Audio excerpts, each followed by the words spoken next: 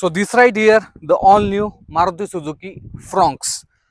Fronx जर पाहिली तर रिअर साईडने तुम्ही जर गाडीचा ओव्हरऑल लुक पाहिला ना, एक कॅची लुक आहे. गाडीसोबत 2 इंजिन ऑप्शन आहे. बलेनोच्या प्लॅटफॉर्मवरतीच ही गाडी बनवण्यात आलेली आहे. आणि आज मी तुम्हाला डिटेलमध्ये माहिती सांगणार आहे. अल्फा व्हेरियंट म्हणजे टॉप व्हेरियंट 1 लिटर जर टर्बोचार्ज पेट्रोल इंजिन गाडीमध्ये यूज झालेलं आहे. काय काय फीचर गाडी ऑफर करते, मायलेज, प्राइसिंग, स्पेस कसा आहे, डिटेल माहिती तुम्हाला भेटणार आहे मराठीमधून. त्यामुळे नक्कीच व्हिडिओ शेवटपर्यंत पहा. माझं नाव विशाल विधाटे, तुम्ही पाहताय मराठी कार न्यूज, आपला युट्यूब चॅनल. चला आपण व्हिडिओला सुरुवात करू. फ्रंटने जर पाहिलं ना, ओव्हरऑल गाडीचा जो लुक आहे हा असा काय तुम्हाला या ठिकाणी पाहायला भेटतो. हेडलॅम्प जर पाहिले पूर्णपणे एलईडी सेटअप आहे, तुम्ही पाहू शकता. व्हाईट एलईडी याच्यामध्ये यूज झालेले आहेत. आणि वरती जर आपण आलो तर इथे DRS आहे आणि हे ॲज अ टर्न इंडिकेटर म्हणून देखील काम करतात, जे की आता ब्लिंक होत आहे, तुम्ही पाहू शकता. त्यानंतर फ्रंट साईडला ग्रिल जर पाहिली, ग्लॉसी ब्लॅक ग्रिल तुम्हाला या ठिकाणी मिळून जाते. क्रोमचा वर्क झालेला आहे. सुझुकीचा लोगो तुम्ही इथे पाहू शकता. त्यानंतर 360 डिग्री कॅमेराचं फीचर देण्यात आलं. सो फ्रंट साईडला जो कॅमेरा आहे हा इथे देण्यात आलेला आहे.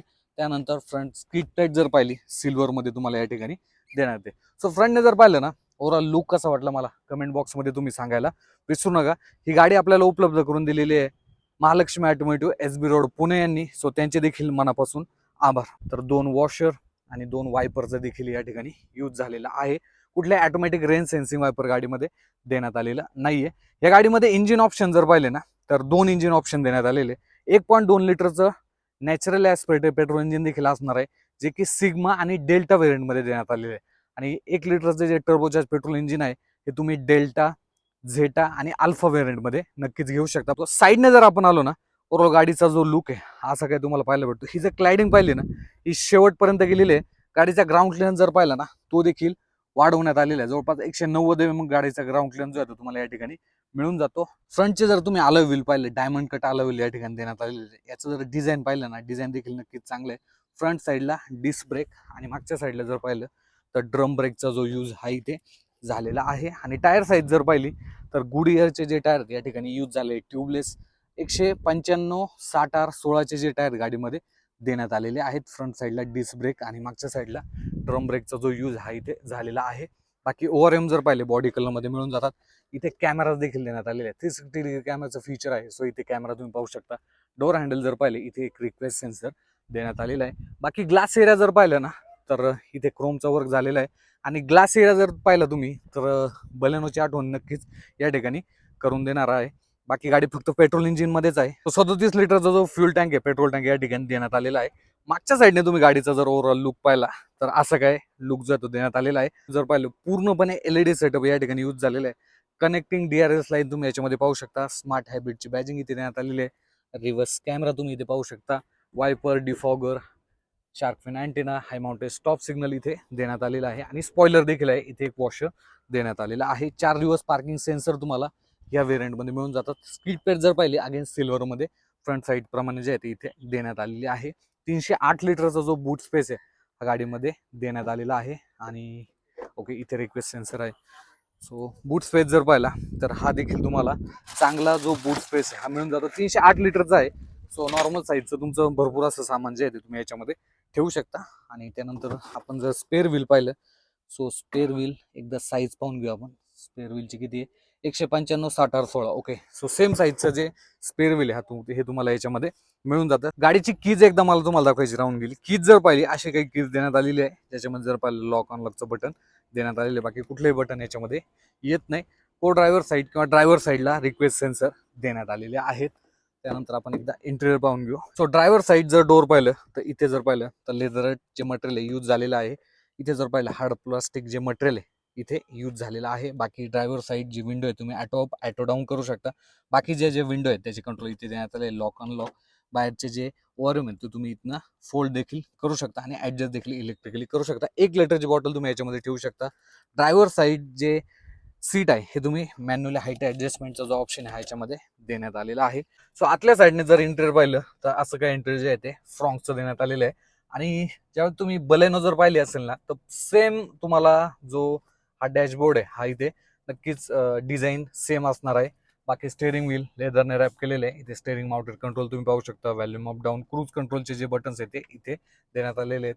फोन रिसिव्ह कट तुम्ही इथनं करू शकता. गाडी मॅन्युअल गिअर बॉक्समध्ये आहे. त्यानंतर इन्स्ट्रुमेंट क्लस्टर जर पाहिला तर तर असं काही डिझाईन जे आहे ते तुम्हाला या ठिकाणी पाहायला भेटतं. इथे RPM मीटर आहे, स्पीडोमीटर मॅन्युअलमध्येच आहे, त्यानंतर ॲनालॉगमध्ये आहे. इथे टेम्परेचर पाहू शकता, इथे फ्यूल लेवल पाहू शकता. इथे जर पाहिलं मल्टिपल इन्फॉर्मेशन आहे, गाडीचा ओव्हरऑल फ्यूल इकॉनॉमी, त्यानंतर रेशो, ड्रायव्हिंग टाईम. त्यानंतर ह्या साईडला जर आपण आलो तर ट्रिप ए ट्रिप बीचे जे ऑप्शन आहे हे इथे देण्यात आलेले आहेत. सो हेड अप डिस्प्ले देखील तुम्हाला या ठिकाणी देण्यात आलेला आहे. त्याचं बटन जर पाहिलं तर ते इथे देण्यात आलेलं आहे आणि याच्यामध्ये ना तुम्ही भरपूर अशी माहिती जी आहे ते घेऊ शकता. आता हे ब्लर होते, okay, fuel level low fuel याची एक साईन जे आहे ते आलेलं होतं. हेड अप डिस्प्लेचा एक फायदा असतो की तुमचं जे लक्ष आहे हे जास्त करून रोडवरतीच राहतं, याच्यावरती स्पीड वगैरे तुम्ही इझिली पाहू शकता. बाकी ह्या साईडला जर आपण आलो तर इथे जर पाहिलं तर हेड अप डिस्प्लेचे कंट्रोल आहे. त्यानंतर इथे 360 डिग्री कॅमेराचं feature, engine auto start stop, traction कंट्रोलचं बटन तुम्ही इथनं ऑन ऑफ करू शकता. हेडलॅम्पचे जे लेवल आहेत ते तुम्ही इथनं सेट करू शकता. इंजिन पुसता स्टॉप बटन इथे देण्यात आलेलं आहे. खालच्या साईडला जर आपण आलो तर फ्यूल कॅप ओपन करायचे असेल आणि बोनट ओपन करायचं असेल सो तुम्ही इथनं बोनट देखील ओपन करू शकता. आणि जे स्टेअरिंग व्हील आहे हे तुम्ही टिल्ट, ओके, आणि टेलिस्कोपिक, क्या बात आहे, टिल्ट आणि टेलिस्कोपिकचा जो ऑप्शन आहे याच्यामध्ये देण्यात आलेला आहे. बाकी 9 इंचची ही जी स्क्रीन पाहिली मारुती सुझुकीच्या भरपूर कारमध्ये तुम्ही पाहिले असेल. सो रीड करण्यासाठी सुद्धा इझी आहे आणि मोठी स्क्रीन आहे त्यामुळे एक इझी आहे ऑपरेट करण्यासाठी. जर पाहिलं ती देखील इझी आहे. आणि होमवरती आपण जर गेलो तर 360 डिग्री कॅमेराचं फीचर जर आपल्याला पाहायचं असेल सो कॅमेरा क्वालिटी जर पाहिली ती सुद्धा तुम्हाला डिसेंट जी कॅमेरा क्वालिटी ही मिळून जाते. अँड्रॉइड ऑटो, ॲपल कारप्ले हे तुम्ही वायरलेसली जे आहे ते कनेक्ट करू शकता. सो हे चांगलं फीचर जे आहे ते गाडीमध्ये देण्यात आलेलं आहे. ओव्हरऑल व्ह्यू तुम्ही पाहू शकता. बाकी भरपूर अशा कमांड आहेत, ब्लूटूथ, मॅप्स, इकॉनॉमी किती आहे, रेंज किती आहे हे देखील इथे पाहू शकता. बाकी इथे जर आपण आलो AC वेनचं डिझाईन असं काय देण्यात आले, ग्लॉसी जे मटेरियल आहे इथे यूज झालेलं आहे.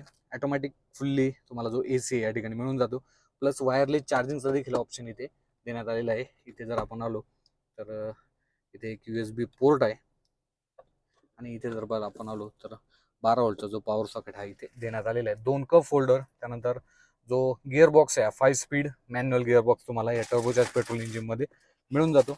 आणि इथे जर पाहिलं इथे देखील थोडीशी जागा आहे. बाकी आर्मरेस्ट जर पाहिलं हा स्लायडिंग आहे आणि याच्या खाली देखील थोडीशी जागा देण्यात आली आहे जे की नॉर्मल साईजचं मटेरियल तुम्ही ठेवू शकता. ग्लब बॉक्स जर पाहिला तर ठीकठाक ग्लब बॉक्स तुम्हाला मोठा मिळून जातो. बट याच्यामध्ये कुठलंही कूलिंगचं जे फंक्शन हे देण्यात आलेलं नाही आहे. ॲक्च्युली कूलिंगचं फंक्शन हे असायला पाहिजे होतं बट याच्यामध्ये देण्यात आलेलं नाही आहे. इलेक्ट्रॉनिक IR हा या गाडीमध्ये टॉप व्हेरियंटमध्ये मिळून जातो. त्यानंतर लॅम्प जर पाहिलं हे हॅलोजनमध्ये लॅम्प तुम्हाला या ठिकाणी मिळून जातात. व्हॅनिटी मिरर जर पाहिला तर इथे एक लॅम्प आणि ह्या जर क्लोज केला लॅम्प देखील बंद होऊन जातो.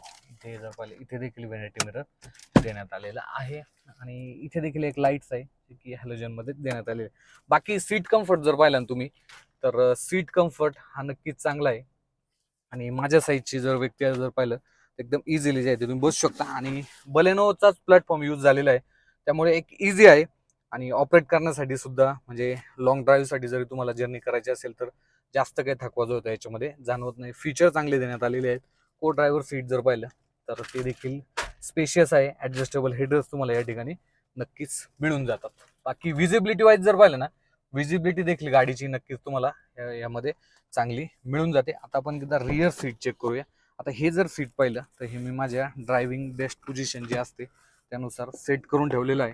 सीट जर पाहिलं ना, फॅब्रिक सीट जे आहे ते गाडीमध्ये यूज झालेले आहेत.